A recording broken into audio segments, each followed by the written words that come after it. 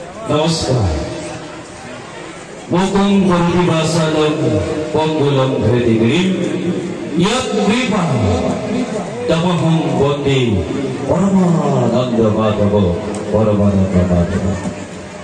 মই একো নেজানো, মই পংগু, মই মূৰ্খ, মই অধম। মাত্ৰ আপোনালোকৰ আৰ্থিক নিমালিত্বক লৈ এই নৰেন্দ্ৰ বৰুৱাই গুৰুজনৰ সংস্কৃতিৰ লগত লাগি আছো। শ্ৰদ্ধাৰ অতি সন্মানীয় ব্যক্তিসকল আৰু প্ৰত্যেকজনে নাম ল'ব বিচৰা নাই, প্ৰত্যেকজন হৃদয়ত থকা ব্যক্তি প্ৰত্যেকজন লৈ আপোনালোকৰ এই নৰেন্দ্ৰ বৰুৱাৰ ফালৰ পৰা আন্তৰিক শ্ৰদ্ধা আৰু গৌৰৱ যাচিছো। আৰু ইয়াতে অহা ৰাগ চাবলৈ অহা ৰাগপ্ৰেমী ৰাইজৰ চৰণত এই অৰ্থৱে জনাইছো শত কোটি কোটি ধন্যবাদ। সেই ক'বলগীয়া আছে ইতিমধ্যে আপোনালোকৰ সন্তানসকলক মই কেইটামান সৰু সৰু কথা শিকাবলৈ চেষ্টা কৰিছো, যিকেইটা কথাই আপোনালোকক ডাঙৰ উপকাৰ কৰিব। প্ৰথমে দিবলৈ চেষ্টা কৰিছো মই তেওঁলোকক যিজনে আমাক পিন্ধাইছে সেইজনক বাদ দি পেলাই কিন্তু আমি জীৱনত জীয়াই থাকিব নোৱাৰো, একো কামেই কৰিব নোৱাৰো। আৰু কৃষ্ণ সংস্কৃতি শিকিলেহে আমাৰ জীৱনটো সুন্দৰকৈ উদযাপন কৰিব পাৰিম। তাৰ বহুতো উদাহৰণ আছে।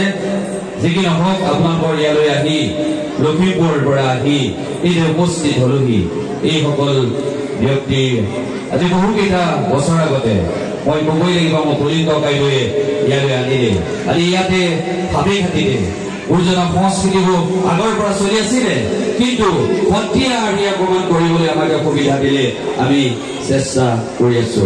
লগতে বাণী ককাইদেৱে এনেকুৱা এটা মোক প্ৰেৰণা দিয়ে, ভাই লাগি থাক। এই যে লাগি থাক এই শব্দটোৱে মই ইমানেই এটা ডাঙৰ শক্তি। লাগি আছো, লাগি থাকিম। মই ভাবি খাতি ৰাজহুৱা ৰাস মঞ্চলৈ যেতিয়া আহিছিলো তেতিয়াই প্ৰতিশ্ৰুতি দিছিলো যে মই ককাইদেউ লাগি থাকিম, আৰু আজি পৰ্যন্ত লাগি আছো। আপোনালোকৰ সন্তানসকলক লৈ ইয়াতে এখন আমি ৰাস কৰিলো। কিন্তু আমাৰ এটা ডাঙৰ সপোন আছে।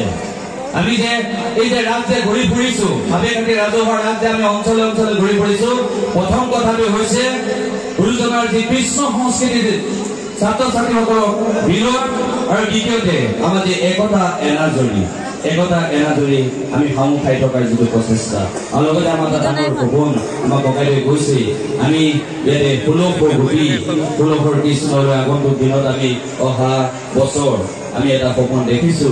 তেতিয়া আপোনালোকৰ সহায় সহযোগ লাগিব। আমি কৃষ্ণময় হ'ব লাগিব। আমি যেতিয়াই কৃষ্ণময় হ'ম তেতিয়াই আমাৰ জীৱন সুন্দৰ হ'ব, কাৰো প্ৰতি আমাৰ বেয়া ভাৱ নাথাকিব, সকলোকে সমান দৃষ্টি আমি চাব পাৰিম, তেতিয়াই আমি সুখী হ'ম। সুখটো তাতে আছে, ক'তে আছে? কৃষ্ণ নামত আছে। আপোনালোকে চাওক আজি ইয়াতে কৃষ্ণময় হৈ যাওক, আপোনালোকৰ জীৱন সুন্দৰ হওক, আপোনালোকে আশীৰ্বাদ কৰক। আমি যাতে গুৰুজনাৰ সংস্কৃতি এই ভঁৰাল অসমত বিয়পাই দিব পাৰো। ধন্যবাদ।